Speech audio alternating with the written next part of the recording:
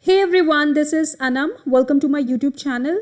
In this video, I'll be discussing the summary of lesson number 3, Two Stories About Flying, part 1. The lesson is divided into two parts. In this video, we'll be covering up part 1, his first flight from the book First Flight of class 10. The story is about the first flight, the first experience of flying of a young seagull who is afraid to fly. How does he overcome his fear? Let's find out. The young seagull sat alone on a ledge. Ledge is a narrow surface coming out, projecting from a wall or a cliff. As you can see in the picture, the young seagull is sitting on the ledge. He was trying to gather the courage to fly for the first time, but he couldn't. He was very afraid. Just below the ledge he was sitting on, as you can see in the picture, just below the ledge there was vast sea. So he was afraid he would drown. The previous day, as you can see in the picture, his sister and two brothers had already learned to fly. He was just sitting there alone and looked on quietly. He made several attempts to fly, but whenever he came to the edge of the cliff and attempted to flap his wings, the vast stretch of sea below him terrified him. He was not confident that his wings would support him. So he ran back to his hole under the ledge and slept for the night. Next morning, again, same thing happened. He saw his sister and two brothers flying, but he couldn't gather the courage to fly. His parents tried to encourage him. They cheered for him. They yelled at him. They even scolded him. So they tried everything, but nothing worked. The young seagull was too afraid to fly. All through the day, he watched his parents teach his brothers and sister the fine art of flying, swimming, and diving for fish. So his two brothers and a sister, they were learning from his parents how to catch fish from the water, how to catch their own food.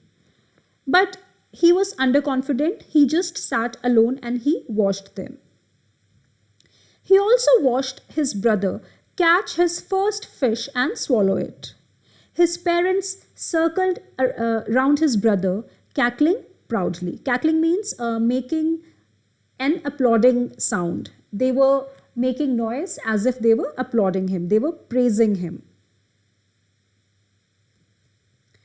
All through the next morning, the entire family walked on the big plateau on the opposite cliff. They appeared to be jeering at him for his cowardice. Jeering means they were making fun of him. They were laughing at him because he was a coward. He couldn't fly in the open sky. So they all ignored him. They left him alone. As the sun ascended in the sky, by the afternoon, the young seagull started feeling hungry. He had not eaten anything since the previous evening. He tried to attract his parents' attention by pretending to sleep. They took no notice of him. They did not pay any attention. They just ignored him. His brothers and sister were also relaxing on the plateau. They also did not come to help him. Nobody came to provide food to him.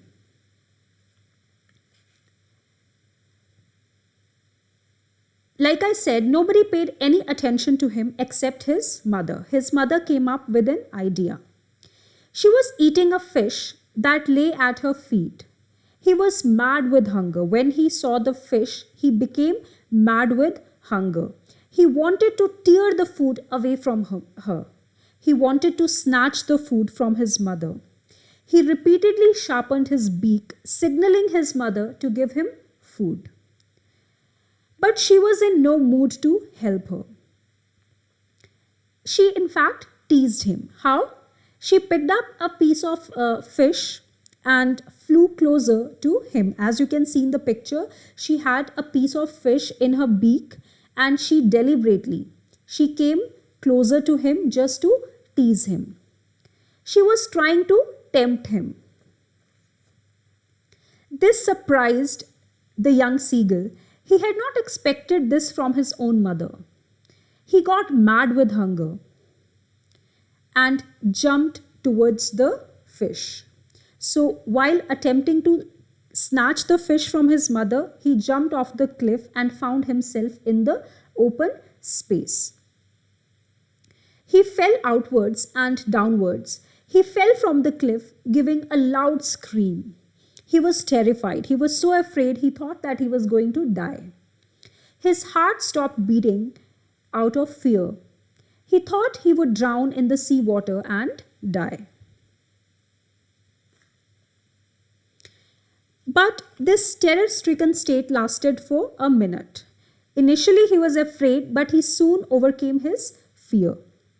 He found his wings spreading out. So when by chance, by mistake, he jumped off the cliff and he found himself in the open space, automatically his wings started to spread out and wind rushing against his wings.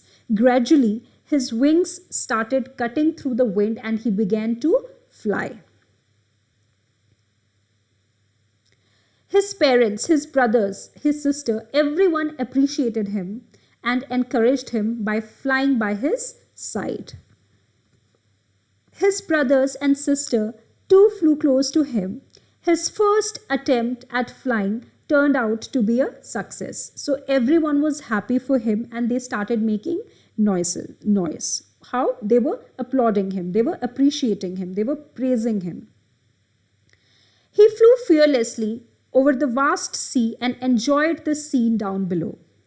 His brothers, sister, and parents sat on the sea water and they were floating on the green sea and called him. So now he had to catch his own food. So his brothers, his sister, his parents, they all were calling him. He came and sat on the green sea and felt his legs sinking downwards. He screamed with fright. Again, he got afraid. He thought he was going to drown. So he was because he was so tired to fly again. So he thought now he would drown and die. But when his stomach touched the surface of water, he sank no further and started floating. All his family members applauded him as he had successfully accomplished his first flight. He felt very good and finally he was able to catch his own food. So we get this story convey a message that self-confidence is very important, and parents, they should encourage their children to have strong self-belief. So that's all about it. If you like the video, then please subscribe to the channel and hit the bell icon. Thank you.